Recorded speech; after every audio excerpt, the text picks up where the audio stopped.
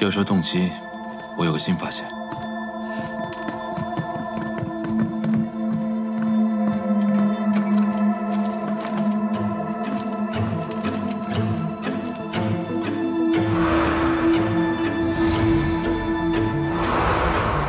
海牙之乱，悔之晚矣。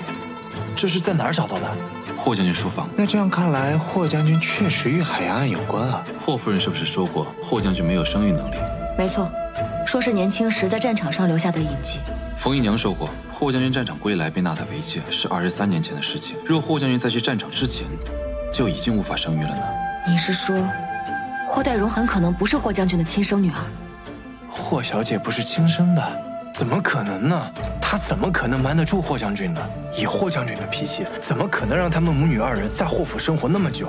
若他有不得不留的理由呢？什么理由？23年前是哪一年？明太36年。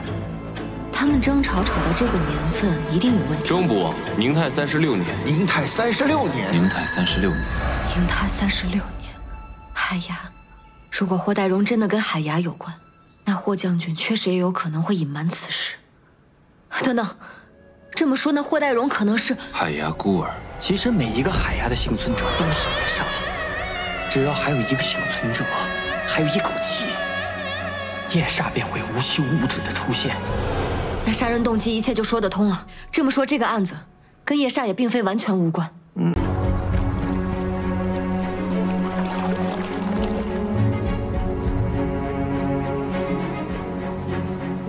船家，帮我搬下行李。我说话你听不懂吗？我们还要赶路呢。二位这么着急，是要去往何处啊？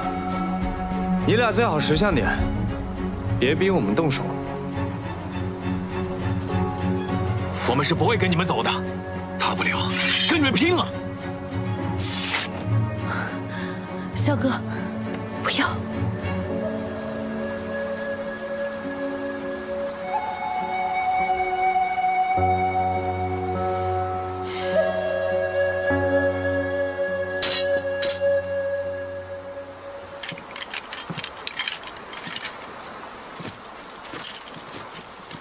大哥，接下来怎么做？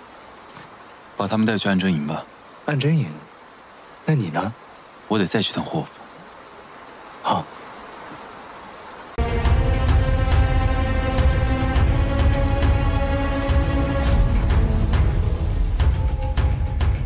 霍小姐，是在找他吗？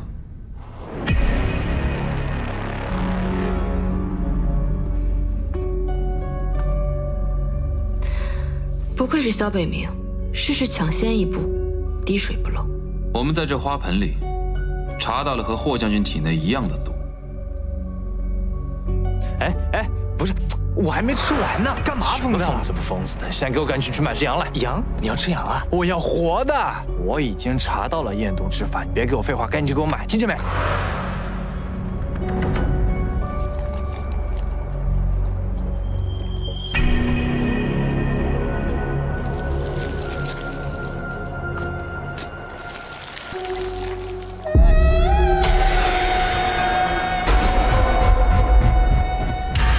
赤精虽然腥臭，但只要控制好用量，养生茶的茶味和药味完全可以掩盖。风舞做好手段，是你杀了霍将军。没错，是我。可他是你爹。我爹？哪个爹会这么对自己的女儿？从小到大，我就像个令他生厌的物件，永远视而不见。后来他娶了那个女人。任由那女人欺负我们，针对我们，可她呢，装聋作哑，听之任之。难道我不该恨她吗？难道我不该杀她吗？只是因为怨恨，你就往霍将军的茶汤里面下毒？没错，我知道那毒是致幻药，所以我偷偷加进他养生茶里。我本想着他会慢慢病死，可我没想到他居然在幻觉里把自己活活掐死，当真是报应。我师父的医书上记载，只有京城鬼是有。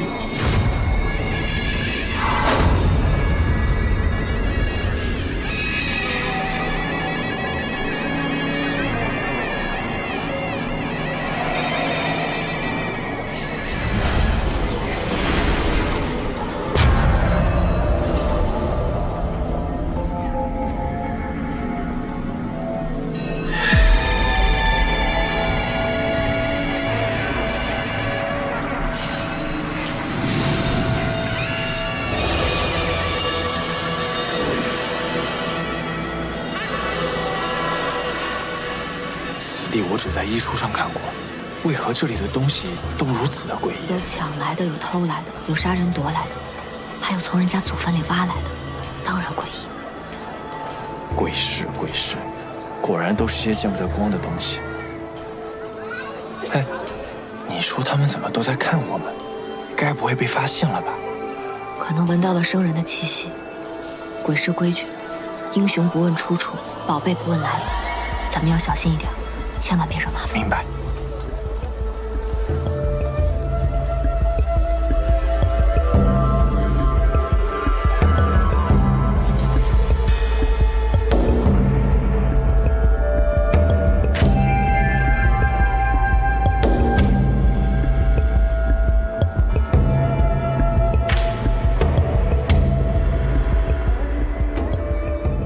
火山在这儿，那就是火山。别动！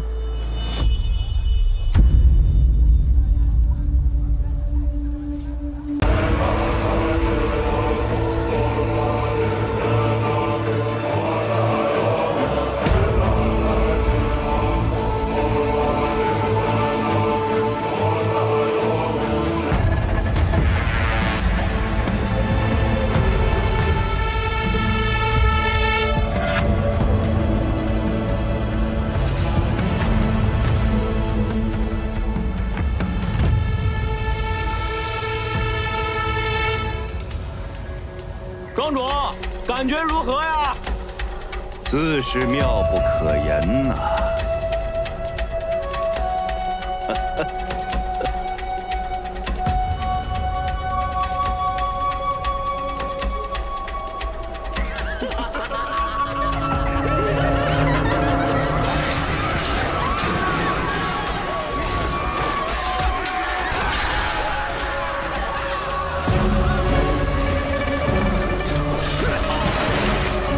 你们不要过来！不要过来！过来，我杀了你们！不要过来！不要过来！这是在做什么？不要过来！你们不要过来！不要过来！不要过来！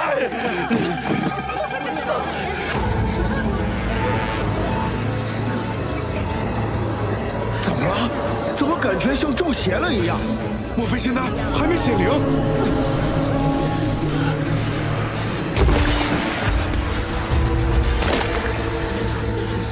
吾已成仙，吾乃不死之身，尔等能奈我何？他七窍流血了，能奈我何？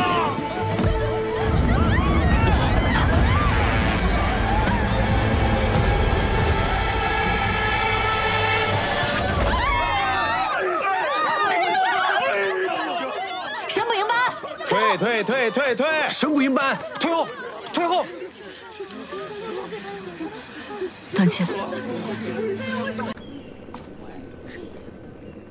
仙丹一直都是你在送，中间有没有别人经手过？啊，没有。仙丹炼完之后，为了保住仙气，师傅会把它封到玉盒之中，再交到我手上，我再送到广厦山庄。送丹路上都是我一个人，绝对没有别人接触过丹药。那接丹之人是楚广厦本人呢，还是广厦山庄的其他人？当然是楚庄主本人。这仙丹不能沾染俗气，要是被俗人碰过，这仙丹就被污染了。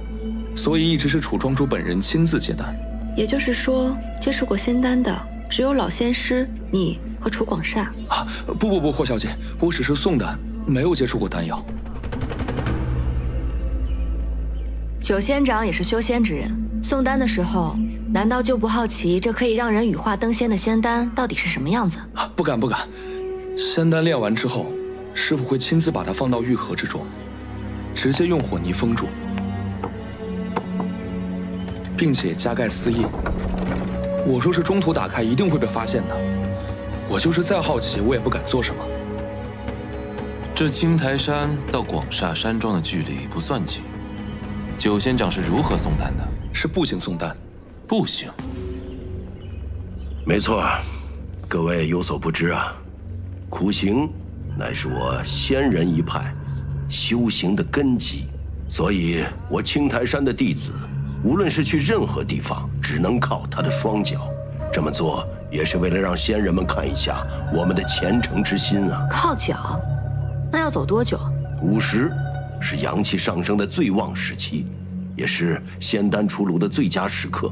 而小九要赶到戌时，阴阳交替，太阳下山之前，把仙丹送到服用人的手中。所以这来回的路程，也就成了弟子们的修行之途了。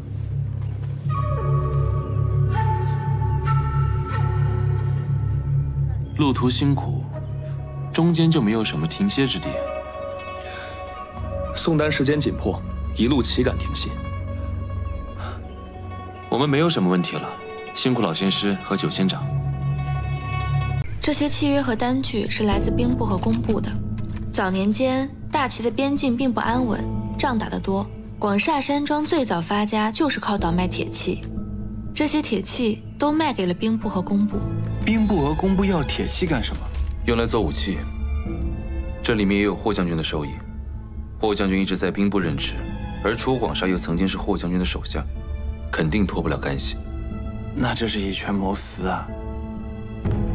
军队需要武器，只要质量上乘，价格公道，那有何不可？那楚广厦定期往霍府汇钱就不寻常了。这账目还有何问题？后来广厦山庄的生意越做越大，财富也越聚越多。可是我发现，除了给霍府的钱，广厦山庄还汇了一大笔钱去往威州。威州？这账本上看不出来是汇往威州何处，何人收钱。怎么还和威州扯上了关系啊？我也想不明白。楚广厦给我爹汇钱还说得过去，但那么大一笔钱汇往威州，又没有任何生意上的往来，实在想不通。查清楚广厦的死，可能就知道了。关于楚广厦的死，其实我们一直存在一个误区，认为丹药是在送丹途中被调包的。如果真是那样，那霍小姐就没有任何嫌疑了。但直到我在楚广厦的房间里找到了这个盒子，我才知道凶手真正的手法。这盒子有何问题？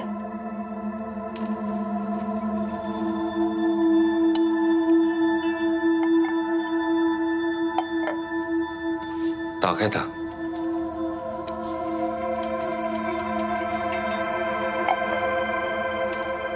怎么会这样？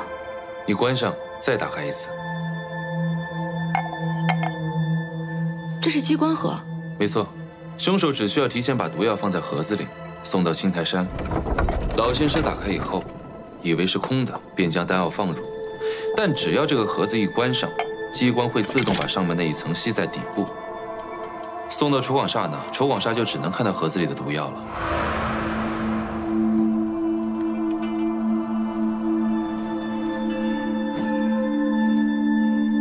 也就是说，丹药在出炉的时候就已经被换掉了。那赶紧去查查，这盒子是哪家做的呀？玉盒都是楚广厦专门找玉器店打造的，这就是我们从店家那里拿过来的盒子。我检查过了，是很普通的盒子。既然盒子没有问题，那这机关盒是如何送到老仙师手上的呢？很简单，跟这机关盒的原理一样，瞒天过海。每月15一早，仙丹出炉前，我会准时将盒子送到青苔山。青苔山哪里？山下，山上会有仙师来接。那盒子确实是每月15一早送来的，由玉器店的老板亲自送到山下。但昨天送盒子的是个伙计，他上了山。上了山？没错，我一出关，在这儿就碰到了他。当时我还在想，可能是新来的伙计。哎，真不错，给我省力了。我明白了，送盒子的人明明送到了山下，可接盒子的人却在青苔山门口接到的。凶手先是假扮成了青苔山的仙师，骗过了山下的玉器店老板，又假扮成了伙计，把机关盒送给了青苔山的仙师。好一招瞒天过海！霍小姐果然聪明。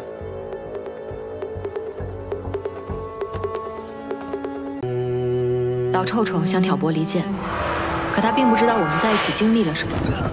如果你是个坏人，我和师兄早就死了无数次了。我岂会因为他一句话就怀疑自己信赖的朋友？可我是突厥谷的人，重要吗？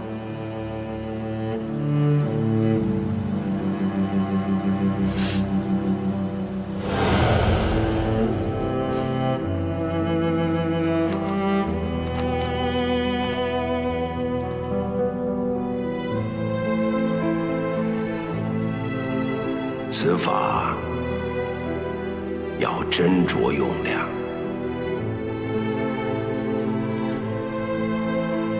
你身份的事，不打算告诉他们吗？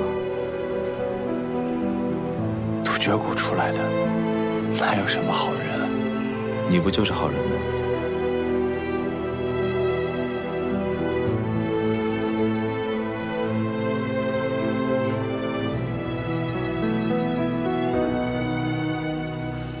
我给。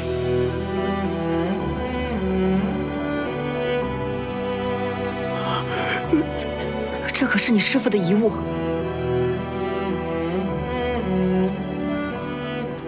书是本死物，我若因为一本书枉过了我朋友的性命，我风清浊就不配是一名医者。用一本书换我朋友的命，挺直的。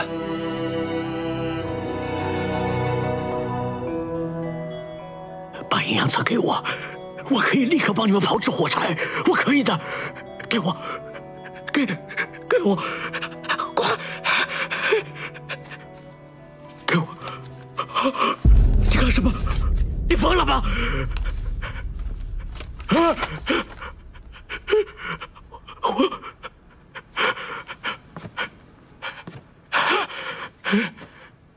你什么人我最清楚，我先给你一半，等你解毒成功之后，再给你另一半。人在这儿了，火柴呢？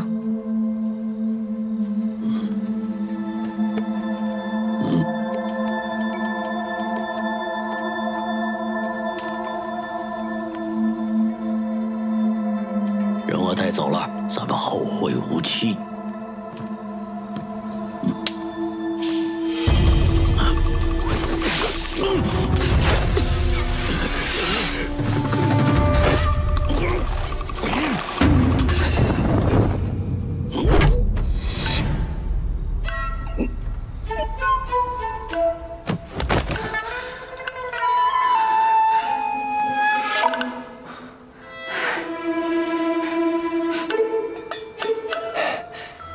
这就去找钟捕快。分五座。钟捕快，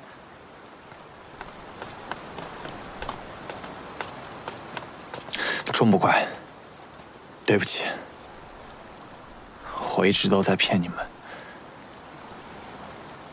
其实我还有一个身份，我是小白龙。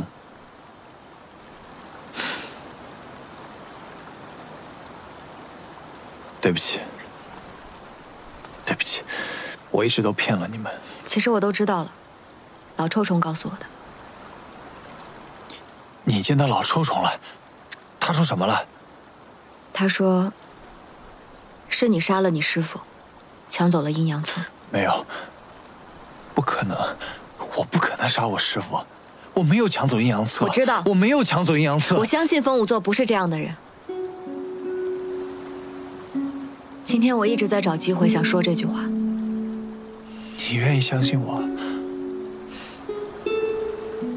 眼见都不一定为实，耳听更是为虚。没错，老臭虫想挑拨离间，可他并不知道我们在一起经历了什么。如果你是个坏人，我和师兄早就死了无数次。可我岂会因为他一句话，我就……可我是突厥谷的人，重要吗？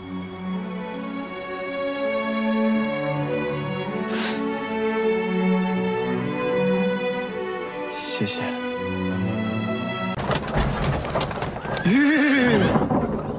霍小姐，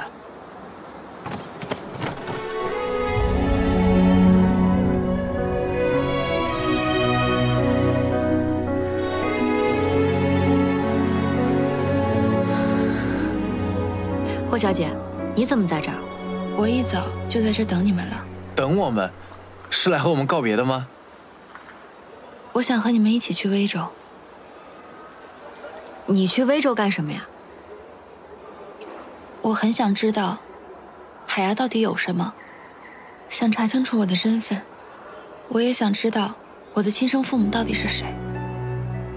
此事事关重大，还是要谨慎一点。要不这样，你先回家等着，我们去查明真相，由我来告诉你。我哪还有家了？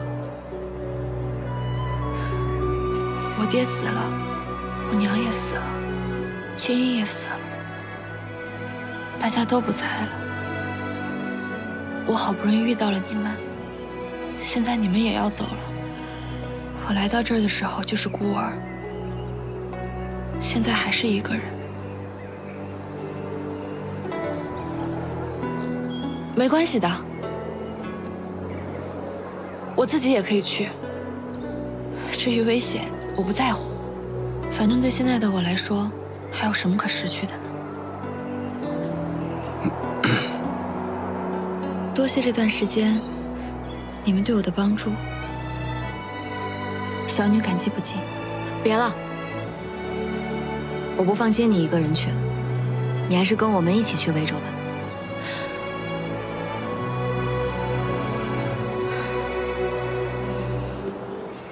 真的？带着你查案又不是第一次了，你还愣着干什么？还不快把他的行李放到我们的马车上？那我去帮他。真的让他跟我们一块儿啊？也好让身边有个伴嘛。侯小姐，最重要的是配了风心镯。我可以的。我来。疯子，他怎么了？这跟疯子有什么关系啊？不该问的别问。哦，走吧。小白龙，你有话还未说完，应是要对我一人说的吧？是有件事，我没告诉钟捕快他们。我的病，你怎么知道的？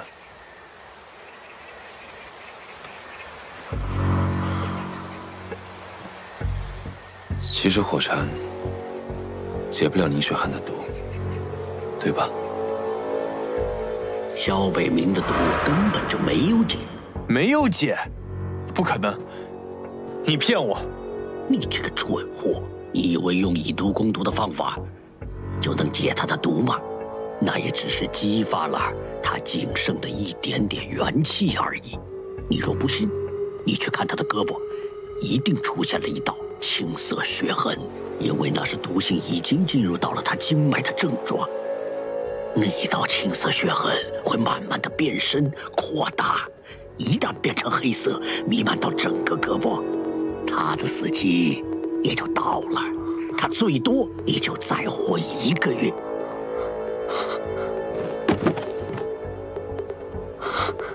为什么？你骗我！我并没有骗你啊！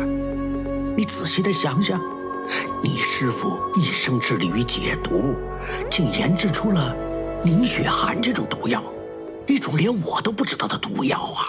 难道你以为仅靠那小小的火禅针就能解了不成？你也太小看你师父了。其实他也并非一定会死。把阴阳册给我，然后放我走，让我回去好好研究一下，指不定能在他死之前找到解毒之法呢。可阴阳册我已经翻了无数遍了，要是有用，我早就用了。那是因为你蠢。凭你的天资，那就算把阴阳册倒背如流，最多也只能观出3分门道。那本书在你手里那就是暴殄天物，可老子跟你不一样啊！就算你能研制出解药，我也不会轻易放你走的。谁知道你会不会把萧大哥的行踪泄露出去啊？我保证，绝不跟任何人透露他的行踪。哎，虽然我制毒作恶无数，但我行走江湖，讲究的就是信字。怎么样？敢不敢赌？宁雪寒的毒比想象中的要严重，1月之期。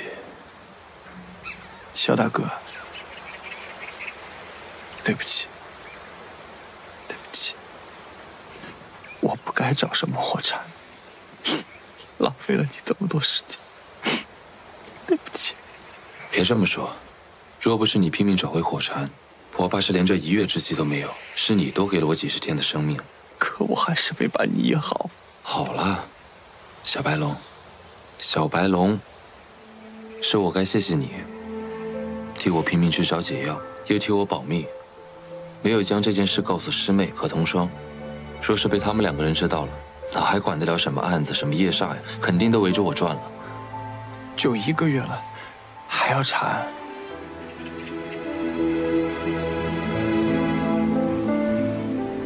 我记得你曾经跟我说过，你是一名仵作，就算刀架在你脖子上，你也不会放下手里验尸的刀。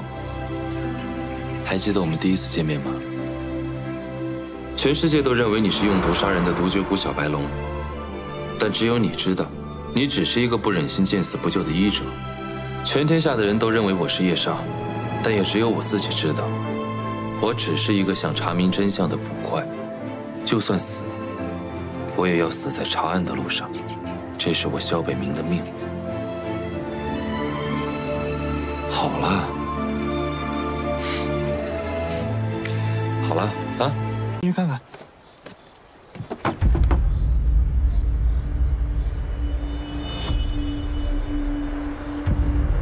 你去看看。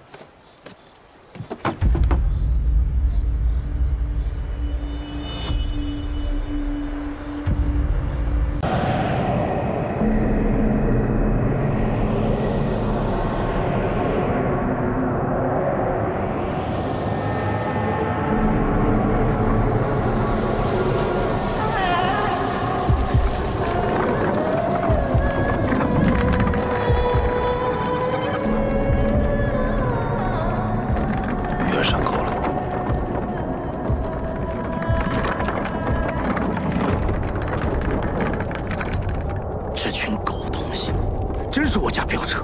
哎，童爽，童爽，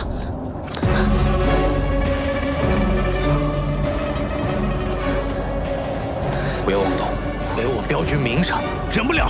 童爽。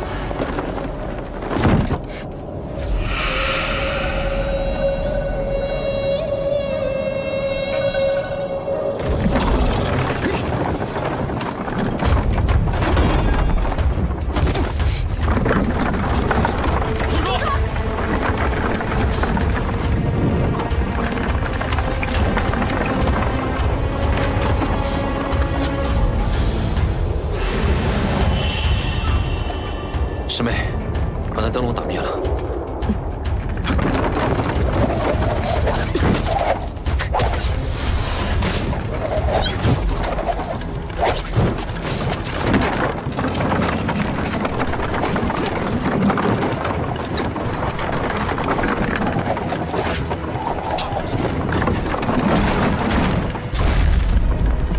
没事吧？没事。走。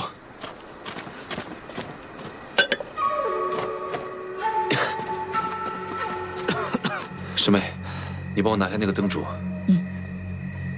谁？谁在那儿？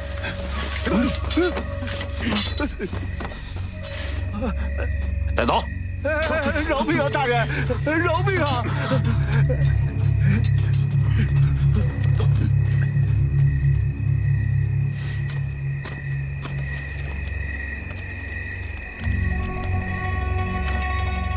你刚刚太鲁莽了，大哥。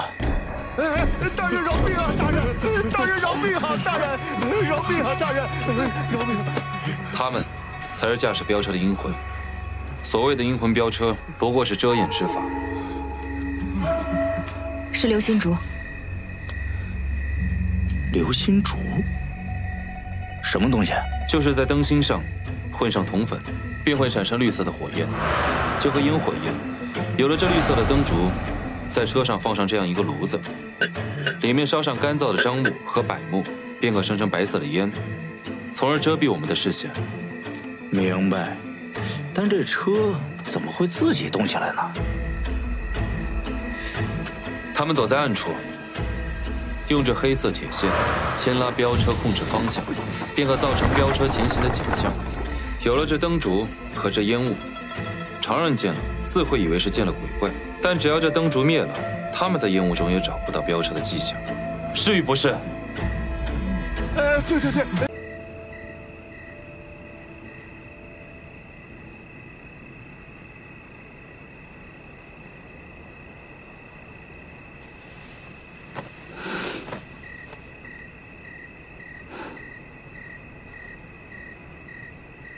还不睡？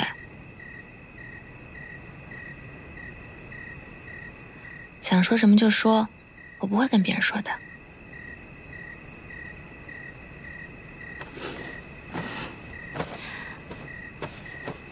霍姐姐，你说喜欢一个人，是不是一定要跟他在一起？我知道了。如今萧大哥的毒解了，你也觉得他不是夜叉了，所以你的小心思又开始动了。什么小心思？我们成过亲的。你想听听我的意见？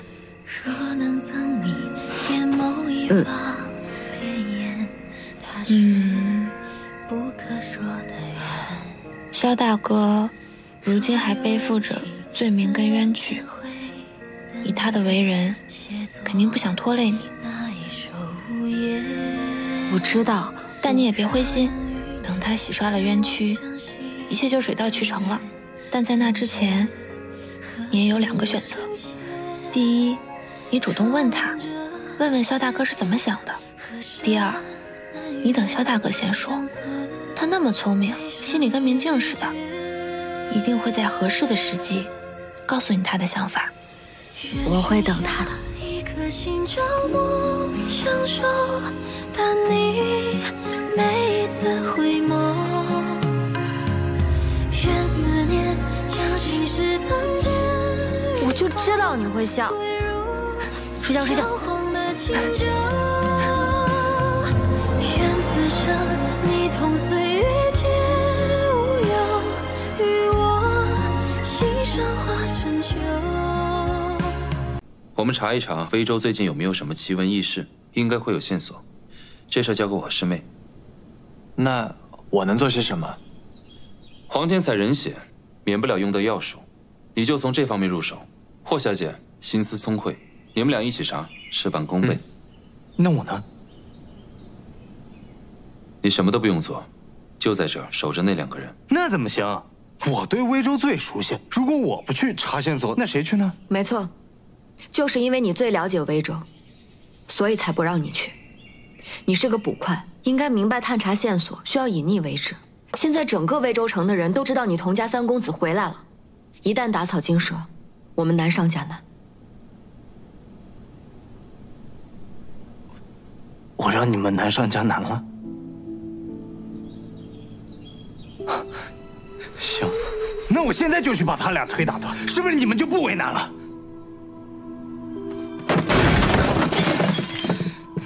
站住！童双，最近这段时间你完全控制不住你自己，好几次鲁莽行事，险些酿成大祸。阴魂飙车那晚，你不听指挥，擅自行动，害自己被围困。若不是师妹及时打坏灯笼，你怕是已经受伤躺在床上了。昨日交易，你不按计划行事，害得风清浊差点死于恶人刀下。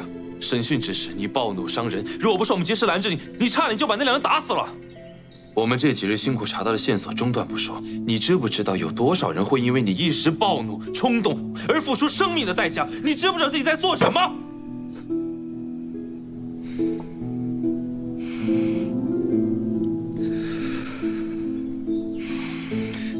对不起，大哥。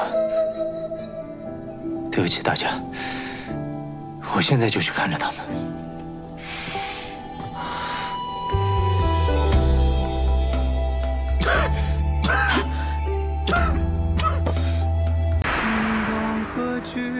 童双，早上是我说话说重了，大哥给你道歉。大哥，我从第一天回到家，我就想我爹了，想起那年大火，我就像一个丧家之犬一样逃走。10年了，我长大了，也回来了，但我始终不知道我的仇家是谁，我更没有办法去替我爹他们报仇。刚刚外面发生的事情，我都看见了。他们之所以这么诚恳的道歉，是因为在他们心中，平远镖局是个值得被尊重、被纪念的地方。可我爹他看不到了呀。你父亲是不在了，但平远镖局还在。镖局现在这个样子，平远镖局之所以被人记住，不是靠那块匾，也不是靠光鲜的门楣，更不是靠阔气的院子，而是靠人。是你父亲和那群镖师侠肝义胆、除暴安良，才让平远镖局有了值得被铭记的过去。而现在这里就只剩你，那你就是平远镖局。你做任何事情，你的身后都有平远镖局4个字。所以无论是复仇还是查案，这4个字的重量你都要担得起。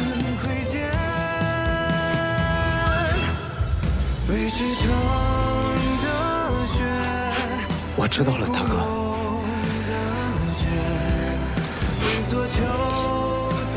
大哥，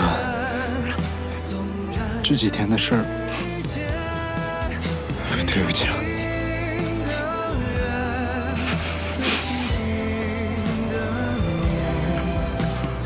这事儿能不能别告诉他们？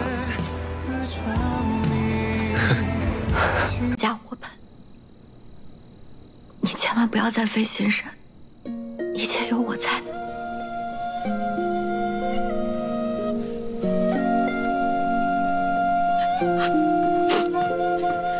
若能赠你眼眸一方潋滟，它是不可说的缘。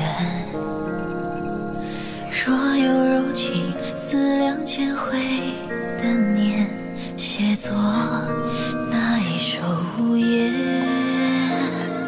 若能与你相望相惜流年，我为什么没有相信你？如果我早点相信你，你就不会。我从来没有怪过你，我还要谢谢你，留我一条性命，给我最后一丝存疑。这么开心啊？你的毒解了，了却了我很大的一桩心事。不管这次微州之行顺不顺利，只要我们有足够的时间，一定能帮你翻案。我当然开心。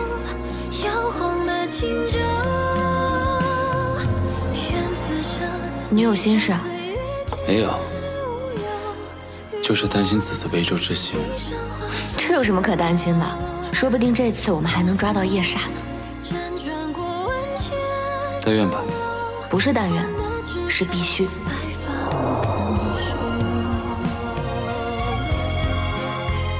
萧大哥如今还背负着罪名跟冤屈，等他洗刷了冤屈，一切就水到渠成了。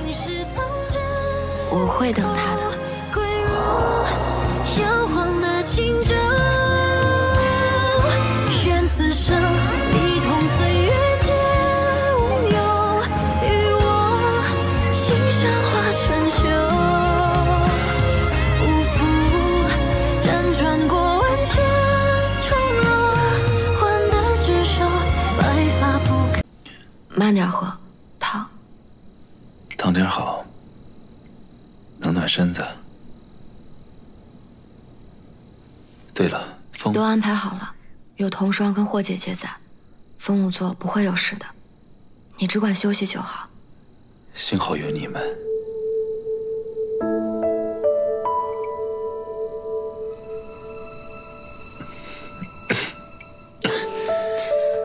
谢谢。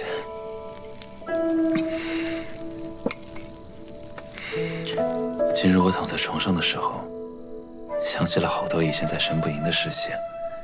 想起什么事情了？你记不记得，你有一次犯了一个很小的错误，方英他们几个笑话你，结果你晚上趁大家睡着以后，往房里扔炮仗，吓得他们光着屁股就跑出来了。我当然记得，莫冲和刘峰2个人裹着一床被子就出来了，就为了这事儿，我爹罚我扫了1个月的院子。你一边扫一边说等会儿就去抓蛇，吓得他们赶紧把你的扫把抢过来。神不营从来没有这么干净过，你那1个月可一滴汗都没流。还有一次，过年的时候，师兄弟们包饺子，你非要往里面加菜刀，包了一个全是香辛料的，说谁吃到谁来年一定红红火火，结果被我爹吃了。师傅平时口味素淡，那一口下去，脸都肿了好几天，连早朝都不敢去，说怕被别人笑话。堂堂一代捕王，竟被歹人下毒。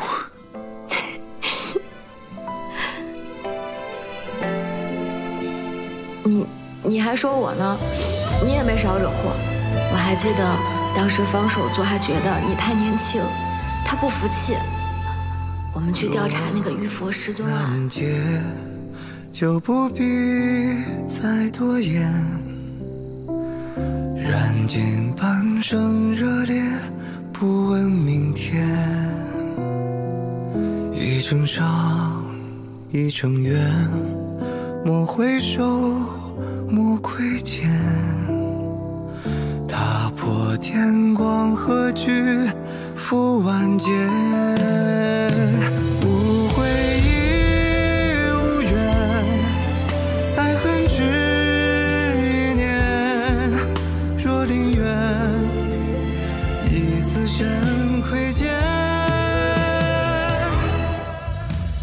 那时候多好啊！如果能一直这么看着你，该有多好。可惜回不去了。雪曼，既然回不去，那就让它过去。你在向前走的时候，可以偶尔回头看看，但脚下的步子不能停。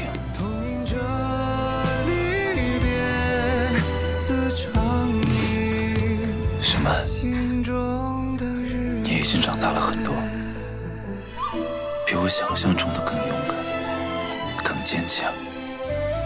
哪怕只有你一个人，你也会过得很好。会的。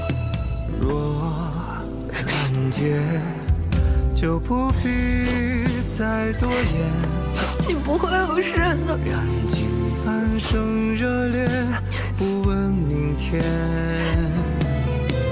一程长，一程远，莫回首，莫窥见。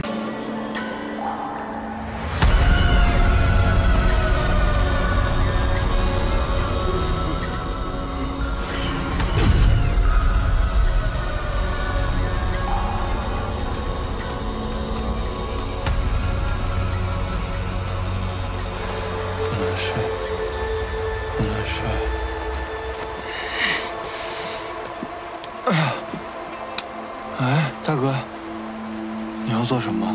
哎呀，你已经流了这么多血了，就得留根算。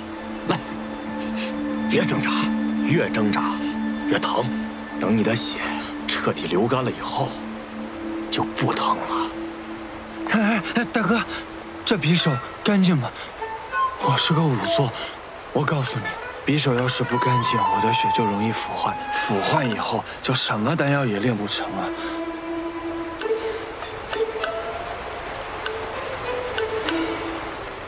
这回可以了吧？啊！哎，我的衣服多脏啊！这匕首得拿沸水泡一会儿，或者用火烤也行啊！哎呀，你怎么这么多事儿？你再废话几句，信不信我一刀捅死你？啊，不可不可！你知道，你大哥为什么要让你来放我的血，而不是杀我？因为活人的血干净，死人的血脏。活人的血和死人的血不一样。哎呀，闭嘴！我不能闭嘴，我必须要告诉你，死人的血里面有无数的顽疾会带到丹药里，那样丹药里面也有毒素，那就糟了，那都是脏东西，吃了丹药的人就会中毒，你们就白费，中毒。不碍事儿，我就是躺久了，想坐会儿。谢谢。慢点。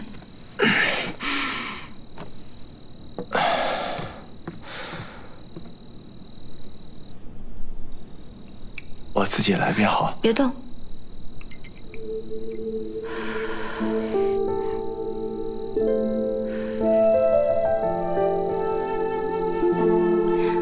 来。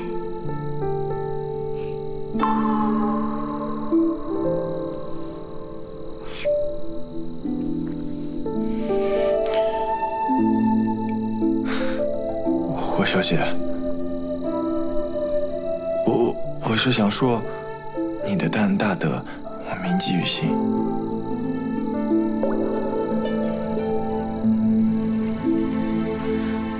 难道除了感谢，你就没有别的话对我讲？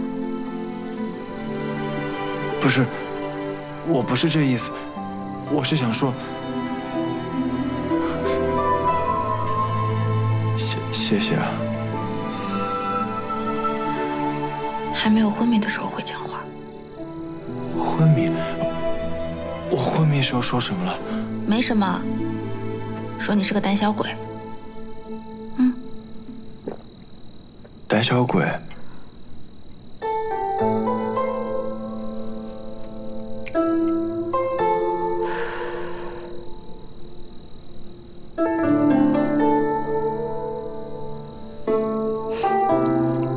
先喝药。玉，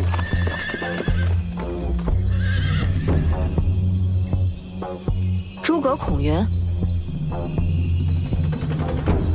暗真营诸葛孔云奉命前来押送要犯黄无常回京。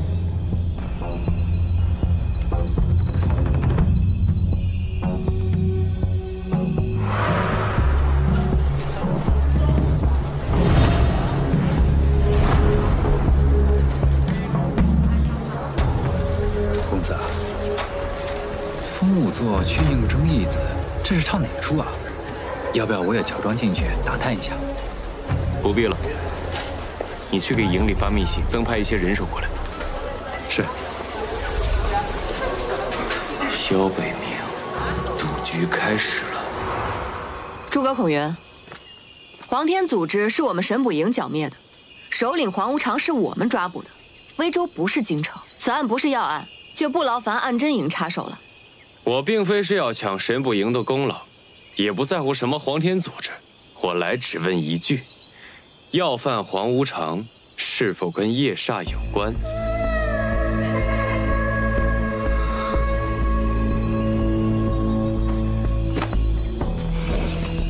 实不相瞒，本来我也不想跑一趟威州，劳神费力。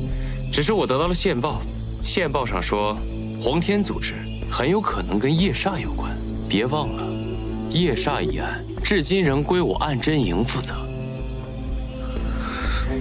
我与钟捕快之前一同办案，而钟捕快数次不讲诚信，戏耍于我。为防您我之间再起嫌隙，我还特意上报了刑部，拿到了刑部的公文。公文上特意指明，要犯黄无常交于我暗真营。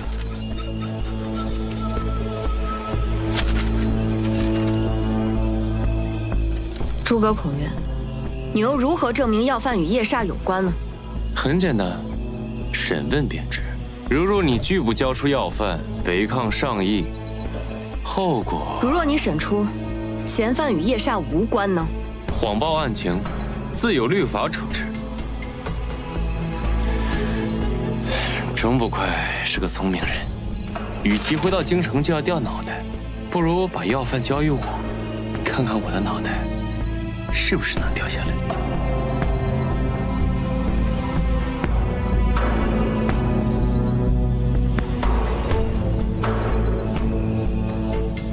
带上你的嫌犯，赶紧走。钟捕快深明大义，多谢。把人给我带走。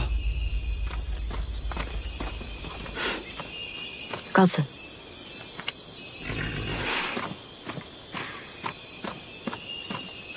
等等，嫌犯都交给你了，你还要干什么？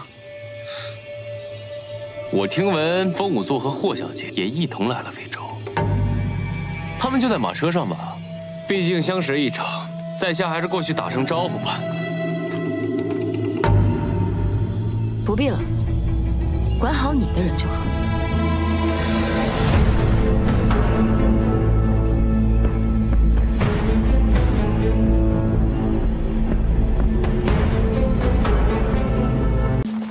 据你所述，你先是被老臭虫迷晕，在你昏迷期间，有人杀了老臭虫，嫁祸于你。可是证据呢？我要是有证据，还轮得着你们在这儿审我？混账！钟雪曼，不要以为你爹是曾经的捕王，你就可以为所欲为。我告诉你，你现在是杀人嫌犯，必须如实招供。诸葛首座。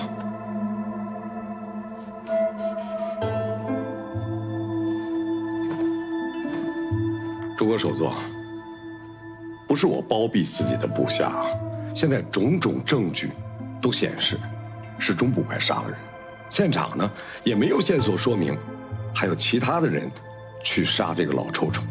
但是周雪曼杀老臭虫的动机是什么呢？而且他杀了人，他不离开现场，他在那儿待着等着你们去抓他，这不合理呀。所有的这些漏洞是不是就说明是有人为了嫁祸钟捕快做下的这个案子？嫁祸？证据呢？凡事都要讲一个证据啊。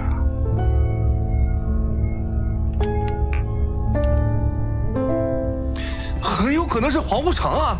这黄无常刚从你们暗针营手里逃了出来，紧接着就出事了，这时间上吻合，对吧？黄无常恨钟捕快抓了他，想要报复，有作案动机，对吧？胡扯！若是黄无常在场，为什么不直接杀了钟捕快，而是杀了老臭虫？回去。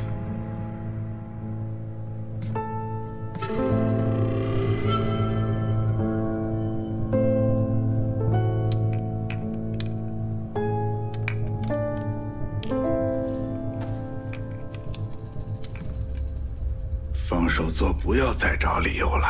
嫌犯是神捕营的捕快，为了避嫌，此案应该交由暗针营审理。绝无可能，我们的案子怎么能让暗针营这么强取豪夺了去？此案关系夜煞案，理应交给暗针营。是不是关系到夜煞？没有证据。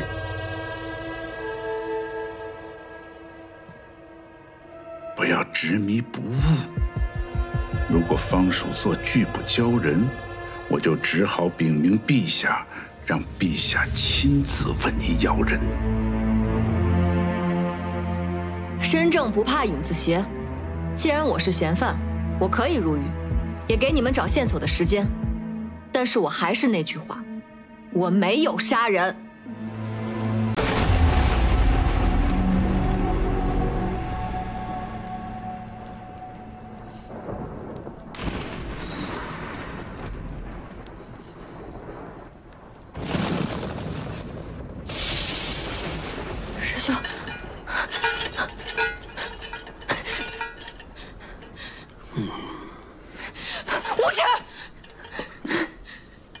上次你打晕我，这次我打晕你，一棍还一棍，公平得很呐。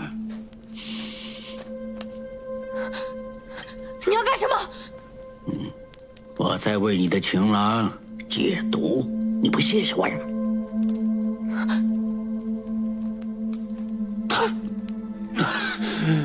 师兄，师妹，你要做什么冲我来？你放了他！老叔叔，老叔，前辈，你放了他。老臭臭，我警告你，你要是敢对我师兄做什么，我一定会杀了你。你冲我来，他是无辜的，你只要放了他，我绝对不会逃。我说过了。哎呀，行了行了，二位不知道自己的处境啊！又让我放了你，又让我放了他，绑人的是我呀，我还得听你们的。少废话，你们俩谁都跑不了。你到底想干什么？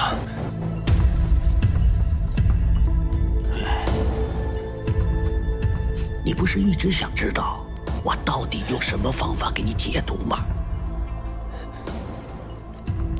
你师妹就是你的解药。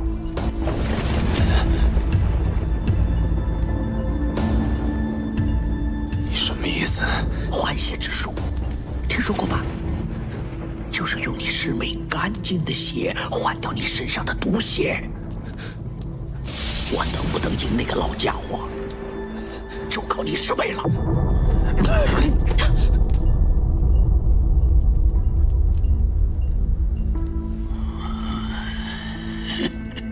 别想要舍自尽的事，我说得很清楚。你的毒解了，你才能死。别想破坏我的计划！你到底想要干什么？真是一对苦命鸳鸯啊！可没关系，你们俩今天谁都活不了，黄泉路上也不算孤单了。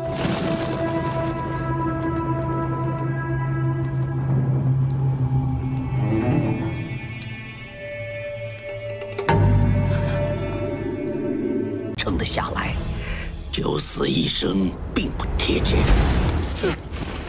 应该是十死无生。十死无生，你还试什么？万一这小子命大呢，我还得试一下呢。你还是用我换血吧，我刚才胡说八道的，用我来换血，用我的血，用我的血，你用我的血。真聒噪！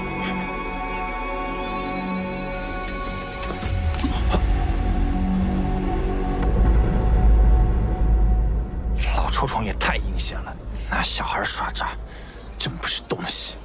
救人！童双，你别冲动。这样，你先回去，等我杏儿。一定要小心啊！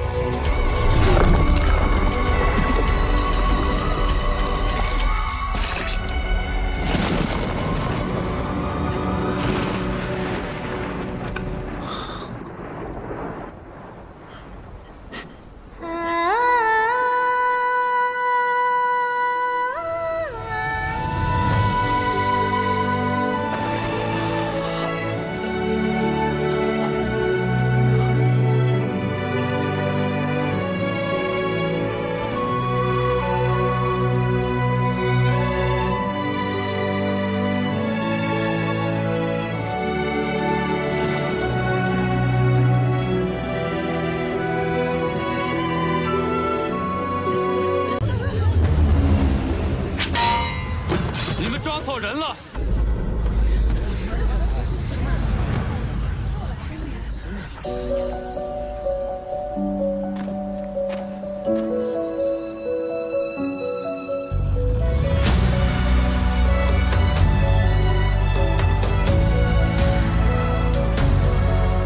你终于出现了。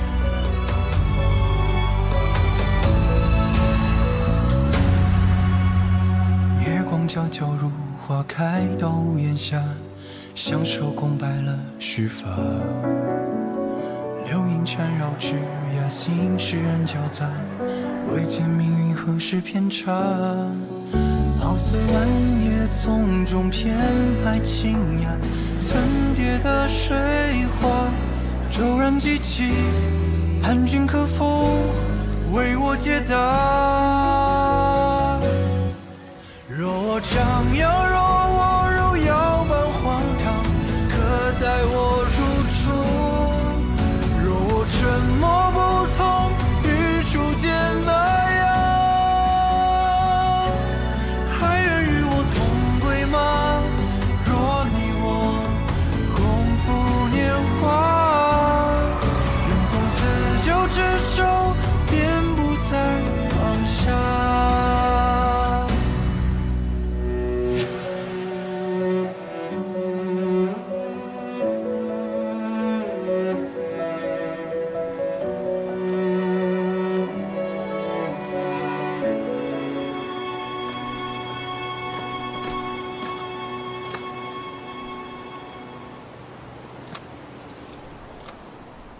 诸葛首座，许久不见。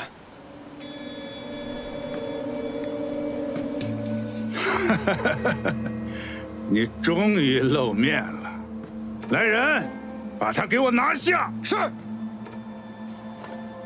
启门。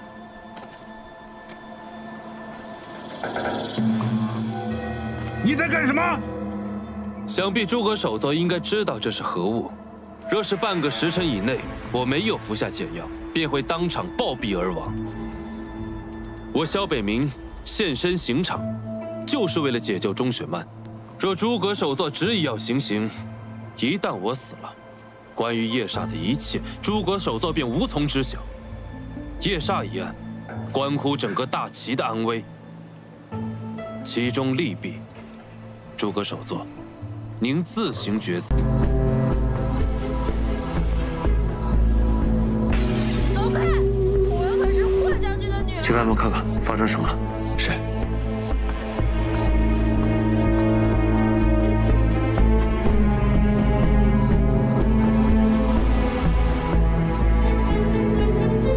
公子，有个醉鬼在门口闹事。如此闹腾，赶走便是。那个醉鬼身份不一般，要不公子还是去看看吧。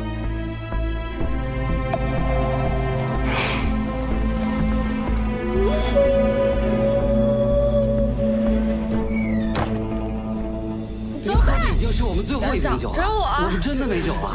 我可是霍将军的女儿，没有几个胆子。您这是干什么我呀？要见诸葛孔云。都干什么呢？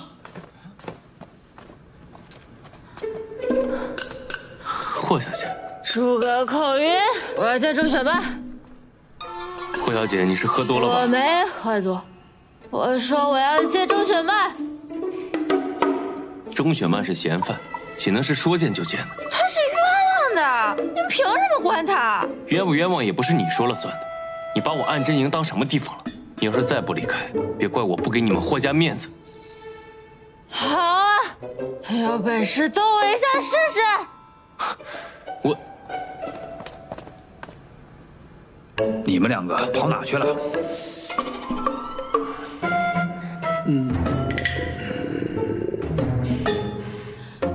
诸葛孔云，我说了，我要见钟雪漫。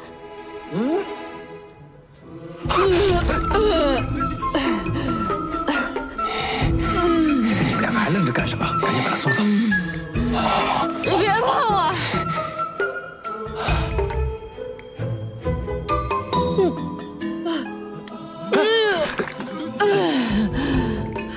别碰我！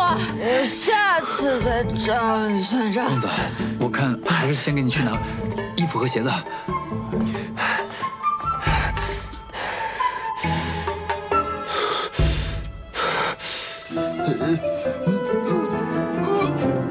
首座，现场虽然没有第三人的出现，但杀人的不是钟雪漫。混账！你知不知道你在说什么？不是钟雪漫，难道是老臭虫自杀？当然有凶手，但凶手他不是人。不是人，难道是鬼不成？是天。你的意思是，老天爷杀了老臭虫？是雷电。没错，是雷电。案发前后，天降暴雨，电闪雷鸣，杀死老臭虫的是雷击。一派胡言，一派胡言！您可以不信我，但尸体他不会撒谎。您大可叫仵作来验尸，把老臭虫的尸体抬上来。云儿，父亲，让他验，我倒要看看他能验出什么花样。抬上来吧。是。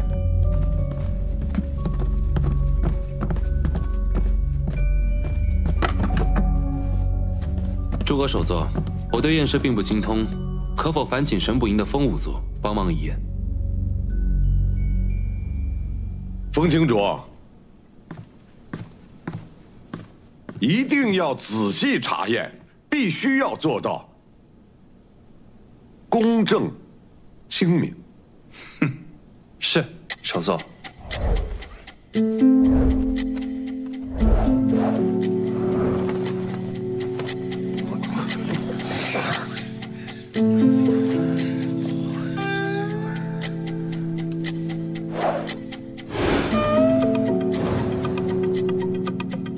尸体的头顶到脑后，沿着脑缝有一道裂纹，用棉棒探鼻腔可以取到焦化的脑液。死者随身携带的铁器也出现了磁化，这些现象都是遭雷击的特征。尸体烧焦如此之严重，这也是雷击所致啊？是的，因为死者是个酒鬼，死前曾经大量的饮酒，酒可助燃，所以尸体才会焦化。也正是因为焦化的严重，以往我们断定遭雷击致死的特征都被破坏了。例如，雷击处的皮肤会缩紧，肌肉会痉挛，胸、背、颈脖这些地方都会出现类似于转纹的痕迹，在这具尸体上都没有。证据不止如此，夜叉庙年久失修，屋顶自然有漏洞。而我发现，在尸体的正上方，正好有一处最大的漏洞，而这漏洞旁的杂草都有刚被火烧过的痕迹，这些都足以说明老臭臭是被雷给劈死的。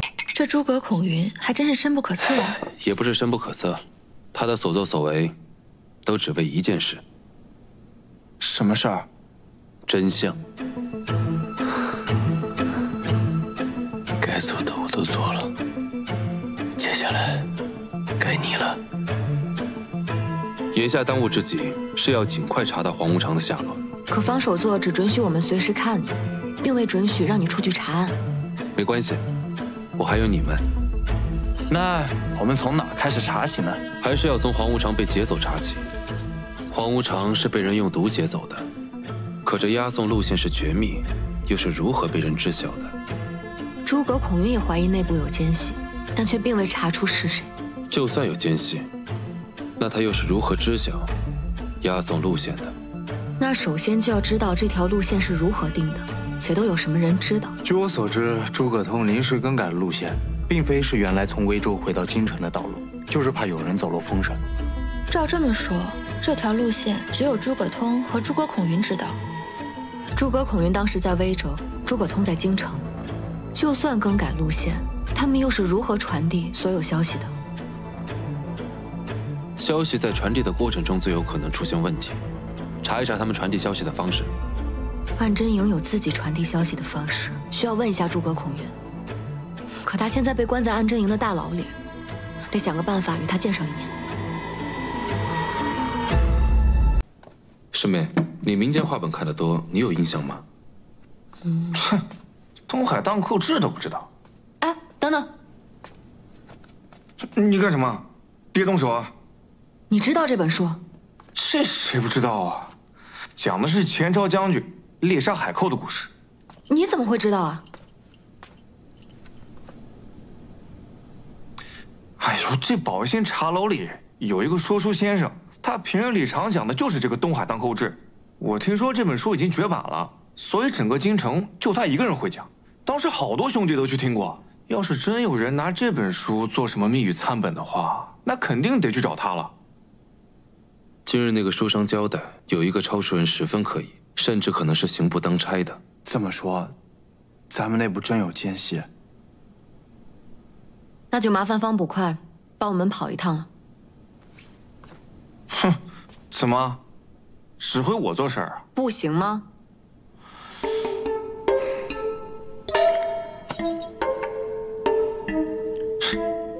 行呗，老样子。吃就吃啊，我去了。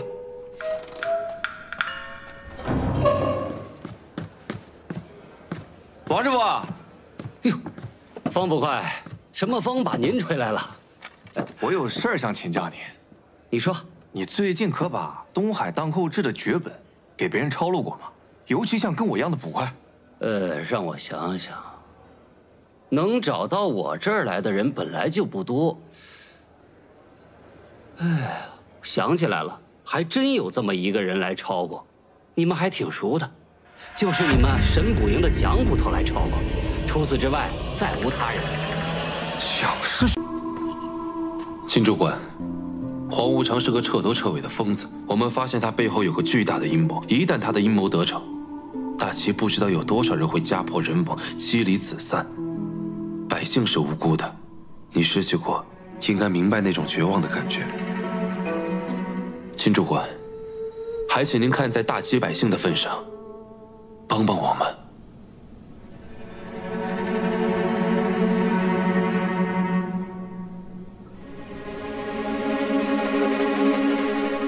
好吧，我承认，我确实有所隐瞒。其实，歌房的每一封歌书上写了什么，在歌房都有抄录。也就是说，只要我想知道，我都能知道。